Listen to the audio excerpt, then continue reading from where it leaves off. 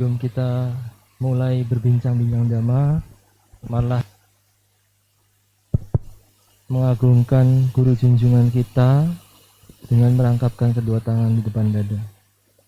Namo tassa bhagavato arahato samma sambuddhassa. Namo tassa bhagavato arahato samma sambuddhassa. Namo tassa bhagavato arahato samma sambuddhassa. Dhammang care sucaritang nang ducaritang care dhamma cari sukang seti asming loke paramija. Sepatutnya ia melaksanakan dhamma dengan baik, tidak melaksanakan dengan buruk. Ia yang senantiasa melaksanakan dhamma akan berbahagia di dunia ini dan di dunia lain. Bapak Ibu, saudara-saudari sedhamma, dalam dhamma Namo Buddhaya Buddhanubhawena Soti Hontu.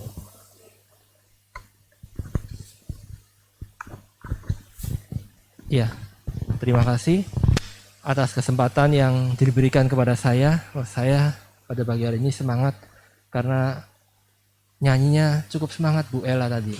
Luar biasa sekali. Ya, saya menurunkan yang tadinya mungkin sedih, yang tadinya mungkin lagi galau dengan nyanyi seperti itu. Wah, makanya saya sangat mendukung sekali kalau wihara itu ada wihara gitanya. Kenapa? Wihara gita itu salah satu cara untuk membangkitkan semangat. Ya, jadi kenapa Buddhis itu banyaknya generasi-generasi yang tua sebelum kita masuk ke topik ini ya. Generasi yang udah sepuh-sepuh, ya apalagi di kampung saya Bapak Ibu, ya itu usianya remaja semua, remaja tahun 60-an.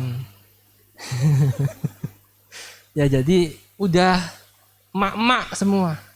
Dan sekarang emak-emak yang namanya emak-emak udah 70, 80, ya satu-satu kan berpindah alam kan satu-satu.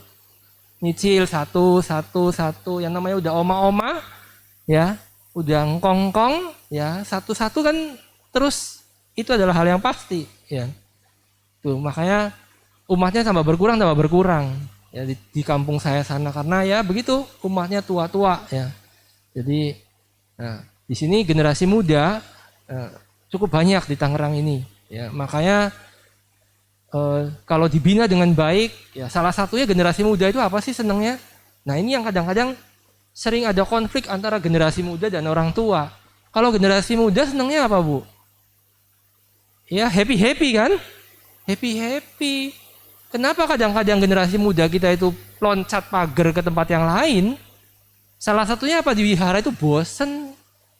Coba aja Bapak Ibu perhatikan. Wihara itu apa? Cuma baca parita, meditasi, suruh diem. Coba anak SMA gitu, suruh diem. Males, udahlah sekali aja datang wihara. Cuman begitu-begitu aja, makanya peran wihara ini, apalagi pengurus, sekreatif mungkin untuk menciptakan kegiatan-kegiatan supaya anak muda itu pada datang. Ya, mungkin perlu, ya kita tidak harus dengan mengenalkan dhamma itu pertama tidak harus dengan Anda meditasi, enggak harus. Mungkin nyanyi-nyanyi, sekarang ada lagi namanya Buddhist worship atau apa ya, saya lupa. Itu isinya anak-anak muda, dia bikin band Buddhis. Itu salah satu cara, Buddhist worship ya. Ya, itu salah satu cara untuk mengembangkan dhamma melalui lagu. Ya, kalau anak-anak muda kan nggak suka baca parita, ya nggak apa-apa, jangan diomelin bahwa kamu harus baca parita. Enggak, karena belum masanya. Nanti kalau udah mengerti melalui lagu, belajar, dia juga udah berbuat baik. Ya, yang penting sebagai orang tua, Bapak Ibu, arahkan aja ke hal-hal yang positif. Syukur-syukur aja yang anaknya minta izin, "Mah, saya mau jadi biku." Nah, kasih izin orang tua. Supaya apa? Orang tuanya mendapatkan karma baik. Kalau anaknya jadi biku kan orang tuanya luar biasa karma baiknya. Ya, itu. Jadi saya senang sekali kalau ada nyanyinya. Jadi tidak bosan. Ya, puja bakti itu cuman ya baca parita. Udah berdana. Selesai itu ceramahnya ngantuk lagi. Anak muda nggak suka. Makanya anak muda senangnya apa? Semangat. Makanya cenderung lari ke tempat lain yang ibadahnya nyanyi-nyanyi pakai gitar. Ya kan? Coba Buddhis buat yang seperti itu. Bukan berarti kita meniru, tapi kita dalam rangka upaya mempertahankan. Coba kalau generasi dari ibu-ibu semua ini sudah tidak ada, siapa yang mau meneruskan? Ya, kalau tidak anak-anak putra-putri, bapak ibu, cucu-cucunya. Anak-anak kecil, wah disuruh meditasi setengah jam ya mana kuat. Ya, apa anak kecil senengnya? Oh mungkin gambar, ya dikasih hadiah. Kalau anak-anak kan seneng tuh, dikasih hadiah. Kalau hebat, diapresiasi. Itulah cara untuk melestarikan dhamma, mulai dari anak-anak yang kecil. Ya ayo ke wihara, nah, ke wihara bosen, gitu-gitu aja. Nah, coba buat sekreativitas mungkin, salah satunya dengan seperti ini, nyanyi. Jadi bapak ibu kan semangat kan, tadinya ngantuk jadi semangat. Apalagi yang memimpin Bu Ella, wah luar biasa. Gitu. Jadi saya aja tadinya ini jadi semangat. Ya karena apa? Wah lagunya luar biasa, Awija. Itu. Udah ya Bapak Ibu, sudah setelah sekian purnama saya bisa kesini lagi. Sempat 2 tahun karena pandemi ya. Pada hari ini ada tugas dari Magabudi Kotang. Kesini lagi setelah terakhir tahun berapa ya? 2020 kalau nggak salah. Ini tahun 2022. Sudah 2 tahun. Ya. Jadi pandemi ini banyak mengubah ya cara, termasuk salah satu caranya kebaktian, puja bakti dengan cara virtual atau online. Ya. Menggunakan Zoom, mungkin bagi yang masih muda tahu menggunakan Zoom, tapi bagi yang udah sepuh, gimana ini caranya menggunakan Zoom? Ya belajar dari yang muda ya. Itu. Tapi memang ya kita bisa melihat orang-orang di Zoom, tapi hati kita tidak bertemu. Ya. Semalam saya dengar tuh ceramahnya Bante Joti Damo di SPD di KBTI Jawa Tengah lewat YouTube. Ya, semua kita bisa mendengar, bisa bertatap muka walaupun jauh gitu ya. Tapi tidak bertatap hati. Kata Bante begini, saya nggak tahu Bapak Ibu lagi sedih, apalagi seneng, lagi kenapa, saya nggak tahu, karena apa, cuma dilihat di layar. Ya itulah teknologi ya membantu kita, tapi juga tidak bisa menyatukan hati kita. Sama juga dengan sekolah Bapak Ibu. Sekolah bisa lewat virtual untuk mentransfer ilmu. Ya sama juga ceramah lewat virtual bisa. Tapi untuk mentransfer hati artinya apa ya? Untuk kita saling berinteraksi itu susah. Karena tidak mungkin dong di Zoom cuma bercanda-bercanda, sayang kuotanya. Ya, terus kalau di Zoom itu kan tidak bisa, kadang-kadang dimatikan videonya. Kemana ini orangnya? Ya, itu kelemahannya kalau di Zoom. Itu. Makanya ketika ini pemerintah sudah mengizinkan untuk puja bakti tatap muka kembali, ya dibuka tatap muka dengan tentu dengan protokol kesehatan. Karena kalau kita abai pun diri kita dan orang-orang yang ada di sekeliling kita yang akan menuai. Ya, saya sering kali ngomong ke murid-murid saya, tolong kalau di sekolah jangan sampai dilepas maskernya. Kenapa? Dengan seperti itu kan Anda menjaga diri Anda sendiri dan menjaga orang yang ada di sekeliling kita. Tolong hargai yang lain. Kalau misalnya di rumah ada yang punya orang tua, punya nenek, punya kakek, ini kan kalau kena COVID, semakin orang tua mungkin loh ya daya tahan tubuhnya semakin berkurang. Makanya kita saling menjaga, dengan menjaga diri kita juga menanam karma baik, tidak menyusahkan orang lain. Ya, selama pandemi ini banyak pengalaman saya khususnya pribadi. Ya, ternyata memang segala sesuatu itu muncul dari pikiran sih. Ya, jadi kadang-kadang pikiran ini yang sering membumbui, memberatkan kita. Padahal mungkin tidak seberat, tidak apa yang seperti apa yang kita bayangkan. Saya sempat diisolasi dua kali ya. 2 kali ya. Saya merasa badan saya kurang enak. Gitu. Tapi setelah di PCR, ya negatif hasilnya. Ternyata memang benar Sang Buddha, saya renung ya. Ternyata memang benar, pikiran sangat mempengaruhi. Ya banyak orang yang setelah pandemi ini, ya pikiran mentalnya tuh keganggu. Jangan-jangan nanti kena, jangan-jangan nanti ini. Ya, akhirnya pikirannya, kesehatan mentalnya terganggu, begitu ya. Nah, kita masuk ke topik kita pada pagi hari ini, Bapak Ibu. Saya nggak berat-berat, tidak membahas tentang 4 kebenaran mulia, ya. Tidak membahas tentang yang Paticca Samuppada, terlalu berat bagi saya. Ya, kita yang sederhana aja, ya. Dalam rangka menjelang Trisuci Waisak, ya, yang ke 2565 tanggal 16 Mei yang akan datang, mari kita belajar bersama-sama, ya, memperdalam Dhamma, ya. Kalau mempraktekkan memang tiap hari harusnya, bukan hanya pada saat 1 bulan ini, tapi dengan 1 bulan ini kita bisa belajar Dhamma lebih intens lagi. Banyak wihara yang mengadakan setiap hari puja bakti. Kalau di sini ada nggak ya? Seminggu sebelum Waisak. Ya udah cukup bagus. Ya ada wihara yang setiap hari, ya 1 bulan penuh menjelang Waisak, puja bakti tiap hari. Ya itu dalam rangka ya melakukan kebajikan. Ya saudara-saudara kita yang umat Muslim sekarang lagi melaksanakan ibadah puasa. Nah, Buddhis ada puasanya enggak? Ada, melakukan Atta Sila ya. Tapi kadang saya salut dengan umat Muslim. Ya, puasa sebulan dibayar tunai. Kalau umat Buddha sebulan 4 kali dibayarnya nyicil. Sebulan cuma tanggal 1, tanggal 8, tanggal 15, tanggal 23. Itu pun kalau mau. Kan nggak ada paksaan dalam Buddhis. Untuk puasa, nggak ada. Itu adalah bentuk dari pengendalian diri. Ya, jadi boleh, tidak pun tidak apa kalau dalam Buddhis. Mau puja bakti boleh, mau tidak pun tidak apa.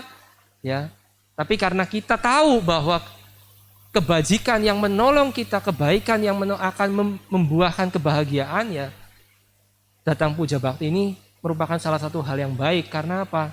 Kita di sini selama kurang lebih 2 jam, pikiran, ucapan, dan perbuatan kita diarahkan ke hal-hal yang positif, ke hal-hal yang baik. Ya, sehingga dengan berpikir yang baik, berucap yang baik, berbuat yang baik, Bapak Ibu kan baca parita, nanti tadi berdana, ya mendengarkan dhamma, meditasi, itu kan salah satu kebaikan yang akan berbuah kepada Bapak Ibu sendiri masing-masing. Ya mungkin ditambah lagi function, ataupun mungkin ada puja pelita, ya ini ya. Puja pelita itu adalah salah satu cara untuk menanam karma baik. Di samping yang lain-lain, ada wihara yang berbagi takjil, sembako, ya itu salah satu cara untuk berbuat baik. Ya. Dan tidak perlu dianalisis. Kadang kita itu sering menganalisis. Bu, analisis begini. Bagi-bagi sembako kepada orang pengemis, ya, atau orang miskin, orang-orang yang di pinggir jalan yang bawa gerobak itu loh ya. Kadang-kadang ada yang sampai orang menganalisis sampai sejauh itu gitu loh. Itu kan jadi pekerjaan. Itu kan uangnya sebulan juga UMR juga dapat. Saya dengar seperti itu. Ya. Kalau berbuat baik tidak perlu dianalisis sampai sejauh itu, Bapak Ibu. Adapun dia mau menggunakannya dengan cara apa? Oh, dia telah dia bohongi kita atau apa, itu urusan dia. Tidak perlu. Ya, ada satu dialog dulu waktu saya masih kuliah, Bante Utamo di Jogja sana. Ya. Ada orang nanya, Bante itu kalau tiap hari kita dana ke pengemis itu rumahnya di kampung kaya loh Bante, bagus loh Bante. Itu dana sama ada orang anak muda nyanyi-nyanyi gitu, uangnya buat mabuk-mabukan loh Bante. Kita mendorong dia untuk mabuk-mabukan loh Bante. Ya, Bante jawabnya begini. Anda uang 100-200 rupiah, ya, bicara miskin dan kaya 100-200 rupiah, ya, itu tidak membuat miskin Anda dan tidak juga membuat kaya dia. Ya, tapi nilai kebajikannya jauh lebih tinggi. Jadi kita kalau berbuat baik tidak perlu dianalisis sampai sejauh itu gitu. Yang penting kita berbuat baik, urusan dia mau ngapain itu urusan dia. Ya, karena dia minta, kita ada, ya beri. Kalau nggak mau ya udah jangan ngomong gitu. Jangan pikiran kita itu ditambah hal-hal yang negatif. Paling juga itu di rumah itu akhirnya negatif. Ya, sama dengan seperti ini. Kita mau berbuat baik, datang ke wihara nih. Datang ke wihara, ya. Jalannya macet. Waduh, jalannya macet. Di rumah lalu mungkin ibu-ibu yang diantar suaminya ngomel, gimana tadi kamu telat sih datangnya. Akhirnya apa? Anda mau berbuat baik, kita mau berbuat baik nih, tapi kadang-kadang jadi akhirnya berbuat buruk. Ya, sama dengan di wihara. Saya sering mengalami begitu, saya juga pelakunya. Akhirnya saya sadar, kadang saya ada acara, kegiatan dan sebagainya, tidak sesuai dengan apa yang kita rencanakan. Kita berusaha untuk mencari kambing hitam. Kamu sih tadi salah, harusnya begini, harus begini. Akhirnya apa? Kita mau berbuat baik di wihara ini sebenarnya. Dengan cara melakukan puja, mempersiapkan puja, menyiapkan hari besar. Tapi kita akhirnya berantem sama teman kita. Apakah itu baik? Kan tidak. Jadi kalau kita berbuat baik, jalan prosesnya pun harus baik. Ya sudahlah, ada kurang-kurang dikit, diwajarkan. Dikasih toleransi. Kalau memang Bapak Ibu mampu, ya jangan akhirnya berbuat baik terus marah-marah. Ya, jadi kita berbuat baik di wihara ini, apalagi tempat untuk melakukan kebajikan, jangan sampai kita membenci. Ya, berbeda paham, berbeda pandangan itu hal yang wajar. Tapi juga saya heran banyak umat Buddha nih berbuat di wihara udah ngerti dhamma, tingkat abhidhamanya tinggi, tingkat pemahamannya tinggi, tapi ketika berbenturan dengan masalah akhirnya balik kanan, bikin setia wihara sendiri karena mau jadi pemimpin. Begitu. Nah, apakah itu yang diajarkan Sang Buddha? Bukan. Justru yang Sang Buddha ajarkan adalah apa? Menekan ego, menekan keakuan. Makanya saya bilang jadi pandita, jadi upacarika, itu justru latihan pertama bukan ceramah seperti ini, Bu, Pak. Ke dalam diri, bisa nggak neken ego, bisa nggak mengurangi keburukan, gitu. Apa? Kalau misalnya ada begini, ya, ada hal-hal seperti bisa nggak kita mengurangi itu, mengurangi keakuan. Ya, bisa tidak? Itulah fungsinya sebenarnya pandita, melayani Bapak Ibu semua pernikahan itu sebagai sampingan sebenarnya. Tugas utamanya seperti biku. Biku itu kan tugas utamanya ke dalam sebenarnya, bukan keluar. Kalau diundang ceramah itu ya tugas sampingan. Coba aja Bapak Ibu, kalau ada ulang tahun STI, Bante Panya yang ceramah, pasti nomor satu yang disampaikan itu. Tugas biku membina ke dalam diri. Karena kalau diri kita belum bisa, bagaimana kita mau membina keluar? Kan kata Sang Buddha ngomong begini, yatakari tatawadi, yatawadi tatakari. Apa yang kuucapkan, itu yang kulakukan. Apa yang kulakukan, itu yang kuucapkan. Bisa nggak kita melakukan itu? Wah, susah. Saya ngomong, ya saya bukan apa-apa. Ngomong itu kebanyakan gampang, Bu. Tapi ketika melakukan, susah. Ya, kalau diri kita terkena sesuatu hal itu pasti susah. Kita ngomong gampang, kita menasihati orang bisa, tapi bisa nggak diterapkan ke dalam diri? Ya, saya mencoba ini sedikit.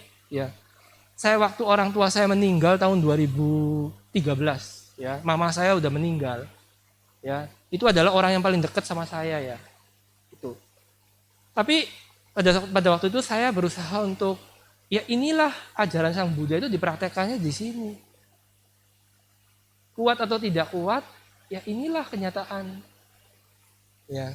Jadi Sang Buddha itu ngajarin ya untuk dipraktekannya ketika seperti ini, bukan ketika Bapak Ibu senang. Ketika ada kejadian seperti inilah kita bisa mampu untuk bertahan. Ya, tidak sedih, ya. Sedih itu wajar tapi tidak terlalu berlarut-larut. Karena apa? Ya, apa gunanya? Karena memang Sang Buddha sudah ajarkan bahwa sesuatu hal itu pasti akan berakhir dengan kematian. Itu. Ya sudah, saya pada waktu itu ya sudah memang harus melepas, ya lepas. Itu. Jadi ya itulah keunggulan ajaran Buddhis. Ya, tidak membangunkan orang mati, ya, tidak membuat segala sesuatu jadi apa-apa, tapi dia menyadarkan segala kondisi itu pasti berubah. Ya. Ya sambil belajar, kita semua belajar belum sempurna, Bapak Ibu. Belum sempurna. Nah, pada pagi hari ini saya akan membawakan topik mengenai kebahagiaan duniawi. Ya Bapak Ibu, datang ke wihara itu intinya mau apa sih? Mau happy kan? Mau kenal Dhamma itu untuk apa? Untuk supaya kita happy hidupnya. Nggak ada kenal Dhamma, masuk ajaran Buddhis, datang ke wihara untuk supaya hidupnya susah. Nggak ada. Pasti untuk happy. Ya. Biasa diajarkan bahagia itu setelah nanti kehidupan yang akan datang. Kamu kalau masuk agama ini kamu bisa hidupnya bisa nanti yang akan datang bisa bahagia. Nah, di dalam Buddhis tidak hanya diajarkan tentang kebahagiaan setelah kematian, tidak. Ya, tapi ada yang namanya kebahagiaan di dunia. Kita masih wajar, masih putu jana, butuh kebahagiaan duniawi. Jadi tidak perlulah kita umat Buddha terus meditasi terus, nggak ngurusin anak, nggak ngurusin suami, itu salah juga. Ya, pada waktunya berkumpul dengan keluarga, happy, mungkin jalan-jalan, ya lakukan. Karena itu adalah kebahagiaan duniawi. Bapak Ibu masih perumah tangga, bukan jadi biku. Gitu loh. Biku pun tidak selalu meditasi terus. Ya. Nah, apa sih? Nah, agama Buddha terkadang disebut agama yang kuno. Bahwa kebahagiaan itu setelah kematian. Nanti. Ya. Nah, anak-anak muda itu nggak seneng. Coba nomor 1 ajaran Buddhis apa sih? Tadi yang dinyanyiin tentang duka. Aduh, hidup itu selalu duka Buddhis. Ajarannya. Akhirnya orang yang hanya memahami sepotong itu, akhirnya apa? Pesimis. Oh, Buddhis ajarannya segala satu duka. Ngapain masuk agama Buddha? Lebih baik agama tetangga aja. Kamu akan diselamatkan. Gak perlu kamu macam-macam, selamat pokoknya. Ya kan, Buddhis susah. Ajaran pertamanya duka. Ya kan? Begitu. Ya. Jadi padahal ya, kebahagiaan itu tidak harus juga dengan jadi biku, Bapak Ibu. Bapak Ibu sebagai berumah tangga bisa kok happy, bisa kok bahagia secara duniawi. Nah, ini anggapan agama Buddha itu menyembah berhala, pasang-pasang buah, pasang-pasang air, dianggapnya sang Buddhanya makan jeruk kali. Ya, itu pandangan yang ada di masyarakat. Buddhis itu agama kolot. Katanya, saya pernah ketemu teman yang sudah lama tidak berjumpa. Gimana? Kamu masih Buddha? Hah? Itu yang sering ditanyakan. Kamu masih Buddhis? Emang sekarang harus ganti? Ya kan? Karena dia belum tahu, dia hanya melihat kulitnya bahwa Buddhis itu agama kuno yang sembayangnya pakai dupa. Dupa itu kan dianggapnya klenik, ya. Iya dong. Dupa dianggapnya klenik kayak kemenyan gitu, yang agamanya agama sesajian sesembahan gitu. Padahal dia belum ngerti artinya. Nah, itu pandangan di masyarakat. Banyak yang seperti itu. Ya pasang jeruk, masang air, terus apa lagi buah-buah biasanya ya dipasang bunga ya. Dengan anggapan bahwa sang Buddha ini makan jeruk gitu. Ya kan? Kalau di beberapa wihara tidak hanya jeruk, macam-macam sesembahannya. Ya. Itu yang kadang-kadang kita dianggap menyembah berhala. Ya. Dan kita perlu ajarkan ke anak-anak kita bahwa persembahan itu bukan sang Buddhanya makan jeruk. Itu. Karena anak-anak itu sebenarnya butuh pengetahuan. Sama seperti Bapak Ibu nih, yang generasi sekarang, kalau sembahyang cengbeng ya kan, yang Tionghoa itu sembahyang cengbeng, Xinjia, ada Cit Guepwa, ya itu ada ya Bapak Ibu, Sembacang, Tiong Ciupia, itu ada. Kita ya, kadang-kadang saya tanya mama saya dulu, saudara-saudara, sembahyang ini maksudnya apa sih? Ya kan kalau orang ini ada, kenapa orang mati dikasih makan? Orang udah mati kok nggak mungkin makan. Ya. Sebenarnya Bapak Ibu, kalau Bapak Ibu tahu, semua itu ada arti dan maknanya. Sehingga tapi orang tua tidak bisa memberikan itu kepada anak cucunya. Ya. Itu yang kadang-kadang dari generasi atas tidak memberikan tuntunan kepada generasi yang bawah, sehingga itu hilang, dianggap itu tahayul, buang udah. Apalagi masuk agama tetangga, udah itu buang sama sekali. Ya, sebenarnya itu wujud dari penghormatan dan doa. Sayangnya orang Cina segala sesuatu hal diungkapkan dengan makanan. Coba apa orang Cina yang nggak pakai makanan, Bu? Pak? Lah anak lahir, bikin nasi kotak, bagi-bagi makan. Apalagi ulang tahun, makanan. Menikah, pesta makanan. Ya. Ditanya datang dari jauh-jauh, udah makan belum? Yang ditanya itu nomor 1. Kematian, makan-makan. Besok setelah ngubur, setelah remasi, makan-makan. Isinya makan-makan melulu orang Cina. Ya, mau negosiasi bisnis, kongsian, ketemunya di mana? Pasti di restoran. Itu orang Tionghoa. Makanya orang mati pun dikasih makan. Ya, tapi kalau orang Barat beda. Ya, kirimnya apa? Kembang. Ya, orang sakit dikirim karangan bunga. Ya, orang anak lahiran dikirim karangan bunga. Itu orang Barat. Kalau orang Cina enggak, makan nomor 1. Ya, makanya pun ketika mempersembahkan dengan makanan semua mempersembahkan orang tua dengan makanan. Ya, itu salah satu cara. Coba kalau Bapak Ibu, mungkin saya pernah cerita di sini dulu waktu sama Naga Budi ya. Jadi kalau Bapak Ibu sembahyang itu sebenarnya ada maknanya. Salah satu contoh maknanya itu kue yang wajib kalau sembahyangan. Ya, sembahyang Cengbeng apa maksudnya? Itu kan Bapak Ibu harus tahu sebenarnya. Jangan cuma melakukan tapi nggak tahu artinya. Ketika ditanya anak nggak ngerti artinya. Udah lama-lama hilang, luntur. Ya, itu melambangkan apa? Keberkahan, kemakmuran, ya, panjang usia sebenarnya. Kuenya namanya kue wajib, kue mangkok. Itu tuh melambangkan itu. Makanya kalau sembahyang ada itu tuh sebenarnya doa. Makna dari doa itu diwujudkan dalam makanan karena orang Tionghoa senangnya makan. Ya. Terus berikutnya agama yang anti duniawi. Buddhis itu anti duniawi. Padahal tidak, Bu. Buddhis itu justru agama yang mengajarkan bagaimana kita melakukan kehidupan di dunia ini. Ya, seperti kebahagiaan duniawi. Bukan hanya setelah kematian nanti.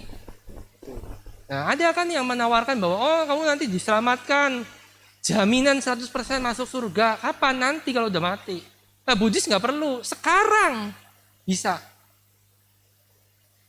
Nggak perlu. Ya.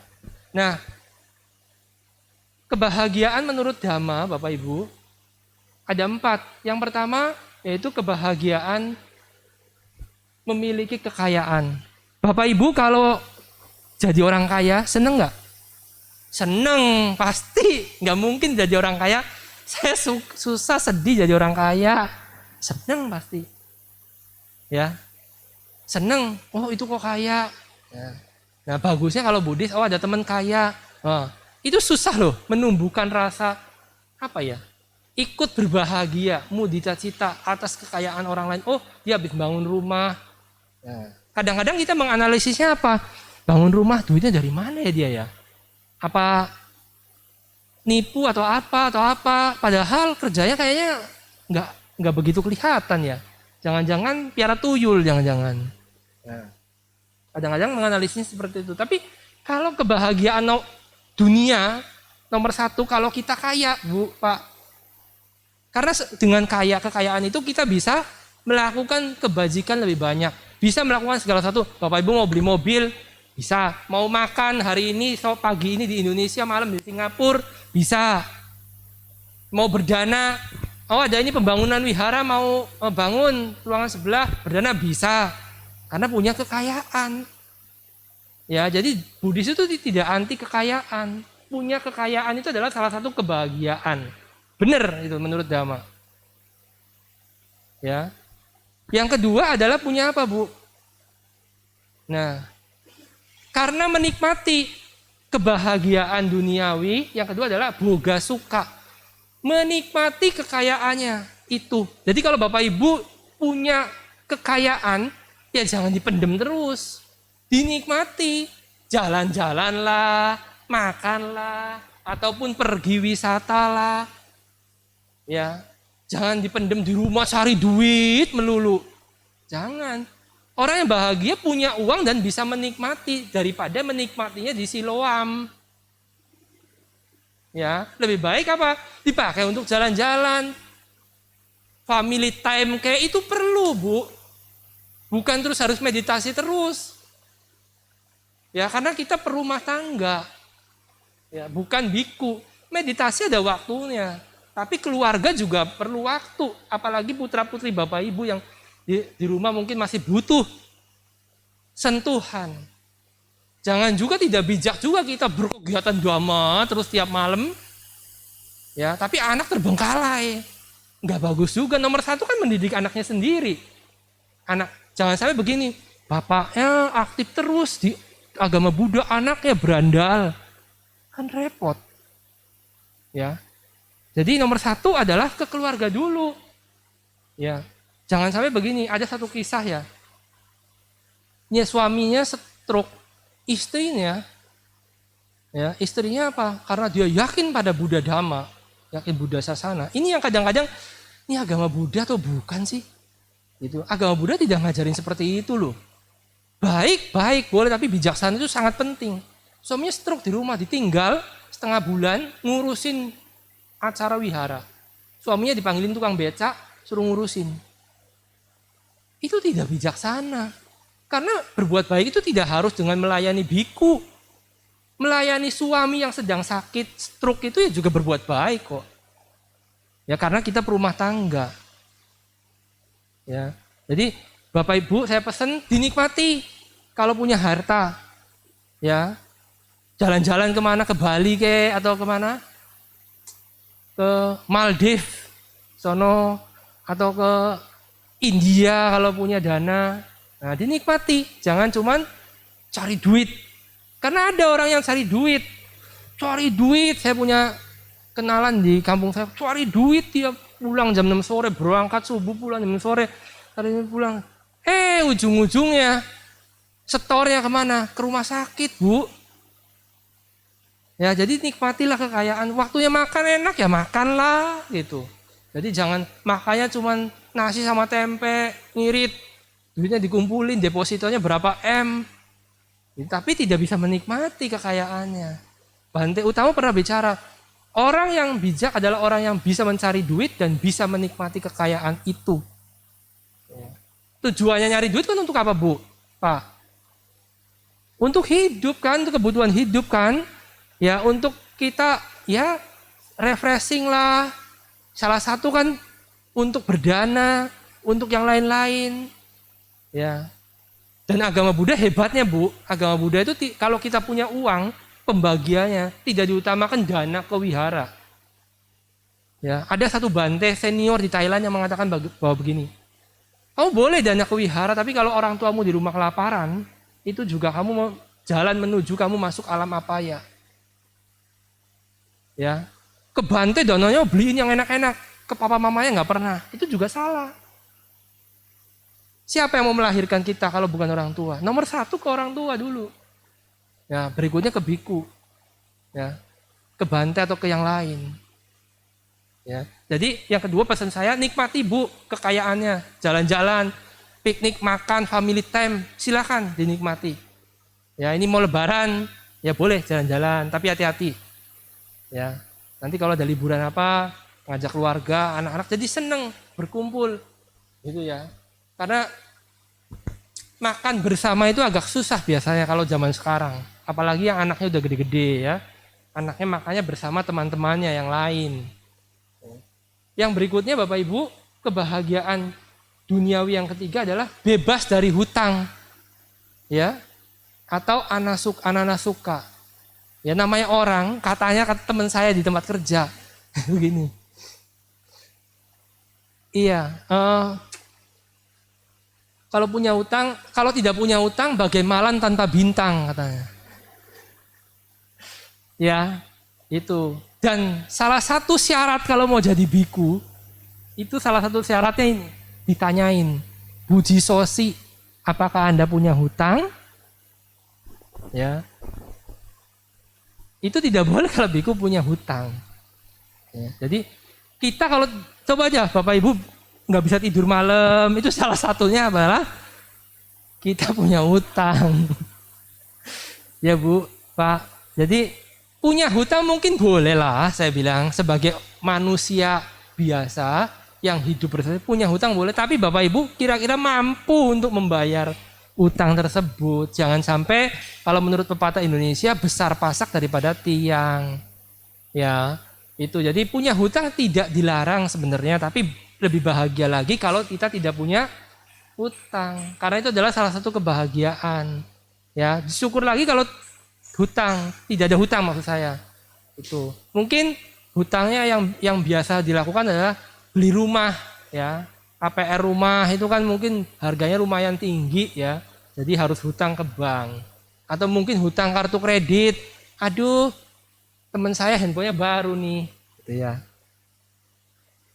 Apple 13 Pro. Nah, itu harganya berapa, Pak? 23 juta. Aduh, bagus ya. Begitu.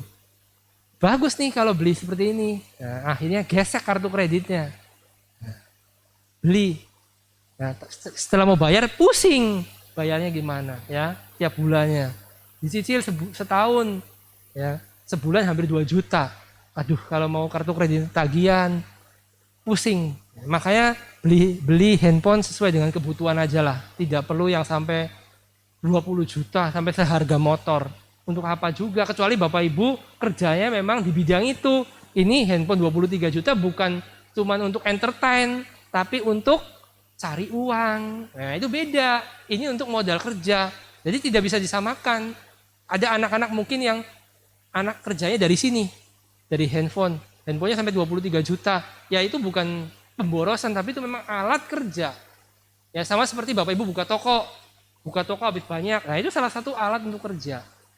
Ya, itu. Jadi bebas dari hutang itu adalah salah satu kebahagiaan dalam kehidupan ini. Nah, yang keempat yaitu kebahagiaan karena tidak tercela, ana wajah suka, tidak diomongin orang, tidak punya sikap yang tercela dalam kehidupan ini. Ya, misalnya yang paling gampang nih, Bu. Ini sering saya temui, bukan di wihara ini sih, saya nggak tahu sih kalau di wihara ini ya. Ini hal-hal kecil tapi kadang-kadang membuat nama orang jadi tercela. Ya, nggak usah korupsi, nyolong, nggak usah. Ya, ada perayaan Katina atau Waisak. Ya, ada perayaan Katina atau Waisak. Kok ada konsumsi kan biasa dibagi ya, dibagi konsumsi. Nah, sisa konsumsinya. Nah, konsumsinya sisa biasanya, maaf nih Bu, mungkin di sini sih tidak ya. Hah? Kurang ya? Iya. Berarti nanti panitia harus lebih tambah lagi. Ada beberapa wihara yang saya pernah menjumpai soalnya. Konsumsinya sisa. Nah, ibu-ibu kan ke wihara tasnya gede-gede tuh. Nah, udah dibukain, masuk. Bukain, masuk. Nah, orang lain tahu. Akhirnya apa? Bu, oh si Enci itu mah tukang bawain makanan pulang. Nah, itu salah satu hal kecil loh Bu. Niatnya di wihara itu berbuat baik loh. Ingat, itu nggak sadar kadang-kadang. Tidak sadar bahwa, oh ini adalah perbuatan tercela. Tidak harus korupsi. Apa enggak, itu salah satunya. Ya, kalau saya berpikiran begini, dimakannya di situ. Mau 2 kotak, ya kan tiap makan secukupnya. Secukupnya orang kan beda-beda. Mungkin 1 kurang cukup, 2 cukup ya nggak apa-apa. Tapi jangan dibawa.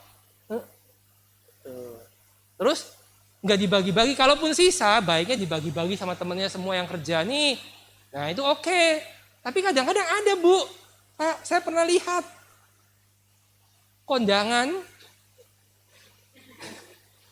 Saya pernah lihat sendiri kondangan, ya, dia ambil banyak di piring.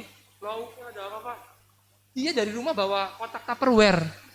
Nah, kotak Tupperware Bu, Pak. Minggir, dicari yang sepi. Nah, udah dibuka kotaknya, masukin buat di rumah. Nah, itu mungkin secara kasat mata tidak terlalu kelihatan itu korupsi, nyolong atau apa. Tapi itu juga sama loh, perbuatan tercela. Ya, jadi jangan yang nanti akhirnya lama-lama dikenal, Bu. Oh, si Enci itu mah tukang makanan. Nah, kalau wihara bersih-bersih makanan. Nah, bukan bersih-bersih wihara, tapi bersih-bersih makanan. Ya gitu. Dana makan ada Bante, bawa mah cuma bubur ayam satu, pulang bawanya macam-macam. Ya, itu juga jangan. Kalau kita udah serahkan makan di situ silakan bareng-bareng, tapi jangan sampai dibawa pulang, diangkut. Alasannya untuk apa? Untuk suaminya, untuk anaknya. Ya kalau gitu beli aja gitu. Ya. Jadi itu salah satu yang tidak tercela dalam kehidupan nyata kita nih di perwiharaan.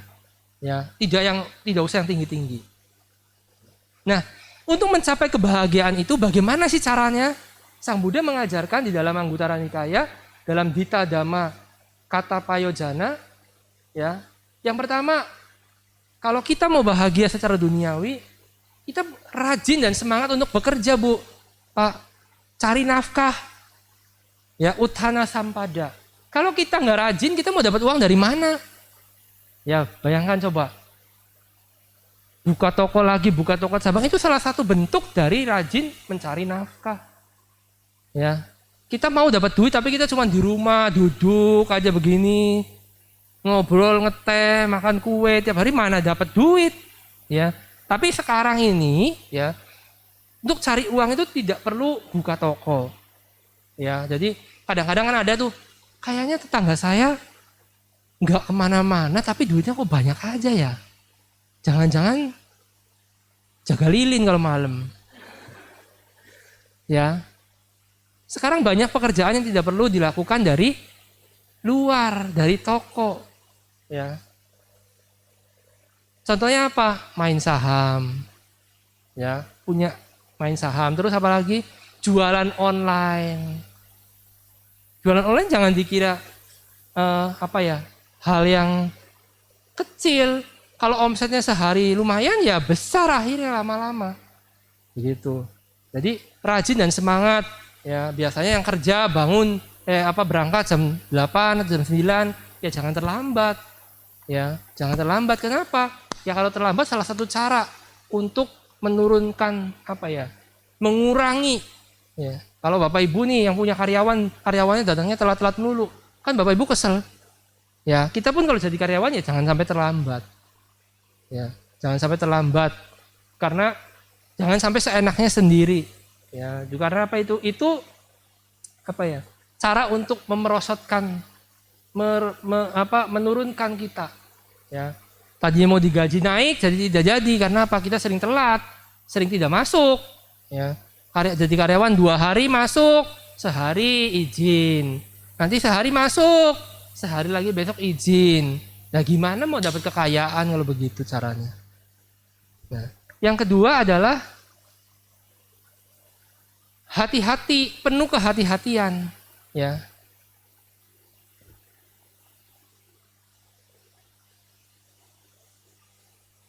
Ini kurangin kali ya.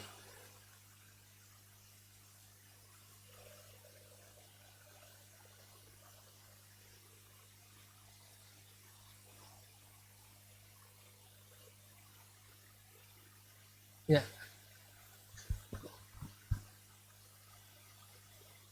Iya, penuh kehati-hatian. Jadi kita itu hidup dalam membelanjakan uang ini, kita perlu hati-hati. Jangan sampai seperti tadi, Anda penghasilannya sehari 1 juta, Anda konsumsinya 2 juta. Itu namanya tidak penuh dengan kehati-hatian. Jadi harus hati-hati atau araka sampada. Ada teman ngajak bisnis, hati-hati, bener nggak ini ngajak bisnis? Dianalisis dulu supaya apa? Tidak tertipu. Ya banyak kan begitu karena saking temen deket, lalu ngajak bisnis, lalu Bapak Ibu percaya, tanam modalnya situ, sebulan kabur. Nah, itu perlu hati-hati. Nah, yang berikutnya adalah memiliki sahabat sejati atau kalyanamita. Ingat Bu, Pak, kita bisa jadi orang sukses kalau salah satu caranya punya teman atau sahabat sejati ini. Sahabat ada yang bersifat sejati, ada yang tidak. Kenapa? Sahabat itu ada yang sifatnya menghancurkan, ada sifatnya yang memang menjatuhkan, menjerumuskan, tapi ada juga sahabat yang sifatnya menolong, ya, membantu kita. Dikala kita senang, dikala kita susah, sahabat itu tetap datang. Itulah sahabat sejati. Ya, kadang-kadang orang lagi susah, ditolong, oh ya kamu cari kerja ke sini, ayo ke sini. Itu adalah sahabat yang patut kita temani, gitu ya, patut kita dekati, ya, dalam arti kita bisa saling berkontribusi, ya, membangun saling sharing, tidak ketika senang aja datang, tapi ketika susah juga datang, ya. Jadi sahabat itu penting Bu. Kita bisa jadi hancur karena sahabat, ya. Kita bisa jadi dikompor-komporin karena sahabat. Jadi pilih sahabat yang jangan ngomporin hal-hal yang jelek. Kalau kayak di wihara misalnya. Oh itu gini. Bapak Ibu jangan langsung percaya. Coba selidiki dulu. Sang Buddha itu kan ngajarin ehipasiko. Coba selidiki dulu bener nggak omongannya begitu. Jangan langsung emosi gitu. Jangan langsung marah. Coba selidiki dulu. Coba kita lihat dulu. Ada gosip-gosip seperti ini di wihara.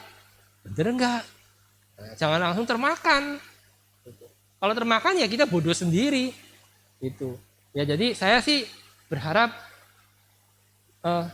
kita semua di dalam Dhamma, ya, siapapun itu adalah kalyanamita, teman baik, teman yang sejati, ya. Dimanapun kalau yang teman yang sejati, ya, dimanapun kita bisa melakukan pertolongan terhadap siapapun, entah itu kenal atau tidak, ya. Kadang-kadang kita nggak kenal loh Bu, cuma kenalan mungkin di tempat tertentu, misalnya ke dokter bareng, ngobrol, akhirnya saling sharing informasi, akhirnya menjadi sahabat, ya, membantu kita, ya. Jadi saya harap di wihara ini khususnya, ya, jadikanlah teman kita itu sebagai sahabat sejati, bukan sahabat yang semu ketika kita senang saja, ya. Karena sahabat itu bisa menjadikan kita punya usaha maju dan lain sebagainya itu dari sahabat. Makanya bergaullah sebanyak mungkin, ya, supaya kita bisa punya secara tidak langsung, kita punya misalnya nih usaha kita ataupun keluarga kita ataupun dan sebagainya, kita bisa tahu, kita bisa saling bertukar, misalnya kamu usaha ini, saya usaha ini, bisa saling membantu begitu. Nah berikutnya adalah hidup sesuai dengan penghasilan sama jiwita, ya. Jadi sama jiwita ini tidak boros. Beda dengan pelit ya Bu. Kalau tidak boros itu beda dengan pelit. Kalau pelit itu kan nggak mau keluar dana, tidak mau keluar ini. Kalau sama jiwita itu, kalau memang diperlukan beli ya beli. Kalau memang tidak perlu ya jangan. Sampai seperti Bapak Ibu beli pakaian, beli baju. Nah beli baju kan apalagi kalau sekarang nih mau Idul Fitri gitu di mall banyak banget. Wah warna ini bagus ya. Wah warna itu bagus ya. Nah, itu kadang-kadang bukan karena kebutuhan, padahal di rumah bajunya 2 lemari udah ada, tapi kayaknya bagus ya, beli. Nah itu bukan sama jiwita, ya, makanya belilah yang dibutuhkan. Berikutnya adalah puas dengan apa yang dimiliki, ya. Yang berumah tangga puas dengan 1 istri dan 1 suami, jangan cari yang lain ya Pak. Itu puas santuti, puas 1 istri 1 suami, ya. Makanya di Buddhis itu tidak mengenal adanya poligami, ya, karena apa? Sang Buddha mengajarkan puas dengan satu istri aja, ya.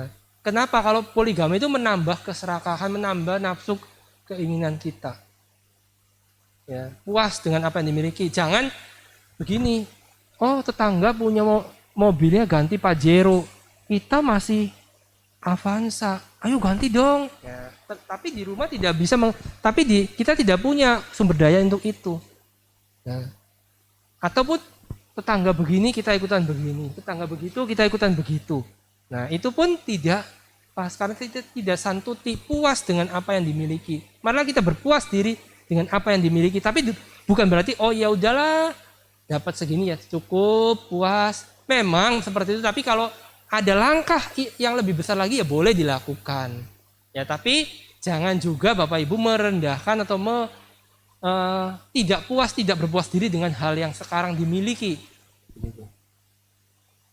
Nah, berikutnya adalah melatih kedermawanan, caga ya.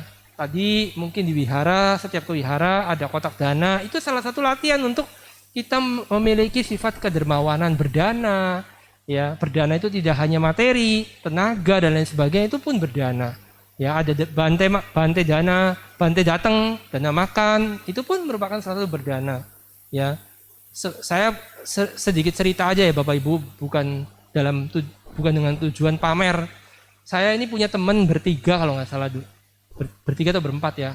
Ada 2 yang ada di Jogja, ya 2 ada di sini.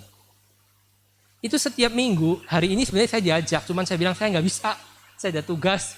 Saya diajak biasanya kita bersama bareng-bareng dana makan, muter ke wihara-wihara sini sampai Jakarta Tangerang, ya ke Gunung Sindur lah, ke Damapala, ke Damaratna, yang ada bantainya aja. Tiap hari, tiap minggu gitu muter. Kadang ke Sunter, kadang ke PTBS, kadang ke Bekasi gitu. Ini hari ini karena ada tugas di sini jadi saya tolak, tadinya dia mau ngajak saya dana makan begitu. Itu salah satu cara untuk melatih kedermawanan. Ya, Bapak Ibu kalau ada kesempatan berbuat baik ya lakukan sebisa semampu Bapak Ibu, tidak perlu dipaksakan. Ya, tidak bijak juga kalau kita memaksakan. Ya, yang lain juga tidak boleh memaksakan karena ada kasusnya begini. Untuk berdana ya, saya pernah mendengar nih. Ayo berdana ke Bante. Aduh saya belum punya. Itu kalung kamu aja dijual. Itu kan tidak bijaksana sekali. Berdana itu kan apa dari keikhlasan kita. Masa kalung yang dipakai dijual itu pun tidak, dalam arti tidak wise lah orang yang bicara seperti itu. Berdana itu kan berdasarkan keikhlasan kita dan niat kita. Ya kalau dipaksa pun tidak baik. Ya kalau memang Bapak Ibu belum niat ya jangan lakukan. Itu. Dan alangkah baiknya ketika sebelum, pada saat dan setelah berdana kita senang gitu ya. Ya pada waktu kalau Bante mau dana kartina kan ingat pada saat sebelum berdana, saat berdana, setelah berdana milikilah rasa senang. Jangan sampai setelah berdana aduh nyesel ya tadi ya. Kok saya dana jubah itu kan harganya sekian, duitnya lebih baik buat ini ya, jangan begitu. Udah, berdana itu seperti Bapak Ibu tiap pagi ke WC, cemplung, tinggal, tidak diingat kembali. Ya, nggak usah diminta buahnya, nggak usah. Karena apa? Itu pasti berbuah. Entah kapannya. Ya, sebenarnya kan doa di dalam agama Buddha itu pengharapan. Sebenarnya nggak usah diharap sebenarnya Bu, Pak. Kalau Bapak Ibu berbuat baik, nggak usah terus sembahyang di depan Sang Buddha pun pasti berbuah kalau udah waktunya. Jadi tidak perlu, tapi kadang-kadang sebagai manusia butuh psikologis. Semoga dengan kebajikan yang saya lakukan, membuahkan, sebenarnya tidak perlu seperti itu pun, tidak perlu berharap seperti itu pun, pasti akan berbuah. Sama halnya dengan, sama halnya dengan ketika membakar kertas pasti akan terbakar, tidak perlu diminta. Ya. Berikutnya, yang terakhir adalah memiliki moral yang baik, ya, melaksanakan Pancasila. Ya, Pancasila sebagai pedoman dari kita. Dan yang terakhir adalah memiliki kebijaksanaan, ya, kebijaksanaan dalam mengarungi kehidupan ini. Seperti tadi saya sampaikan, di dalam Buddhis baik saja tidak cukup, tapi kita juga harus bijak. Ya. Mungkin itu yang bisa saya sampaikan sebagai akhir penutup dari sharing Dhamma pada pagi hari ini, ya, pada siang hari ini. Semoga bermanfaat, ya. Semoga Bapak Ibu dan saya bisa mempraktekkan ini dengan baik. Semoga kita mendapatkan manfaat dari Dhamma yang Sang Buddha ajarkan, ya. Semoga Bapak Ibu terberkahi dengan kesehatan yang baik, kebahagiaan, kesejahteraan, panjang usia, dan tercapai apa yang dicita-citakan. Sadu, sadu, sadu. Terima kasih, selamat siang, Namo Buddhaya.